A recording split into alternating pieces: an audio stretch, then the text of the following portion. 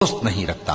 جن مسلمانوں سے خواہ مخواہ لڑائی کی جاتی ہے ان کو اجازت ہے کہ وہ بھی لڑیں، کیونکہ ان پر ظلم ہو رہا ہے، اور اللہ ان کی مدد کرے گا، وہ یقیناً ان کی مدد پر قادر ہے۔ یہ وہ لوگ ہیں کہ اپنے گھروں سے ناحق نکال دیے گئے، انہوں نے کچھ قصور نہیں کیا، ہاں یہ کہتے ہیں کہ ہمارا پروردگار اللہ ہے۔ اور اگر اللہ لوگوں کو ایک دوسرے سے نہ ہٹاتا رہتا تو خانقاہیں اور گرجے اور یہودیوں کے عبادت خانے اور مسلمانوں کی مسجدیں جن میں اللہ کا کثرت سے ذکر کیا جاتا ہے گرائی جا چکی ہوتی۔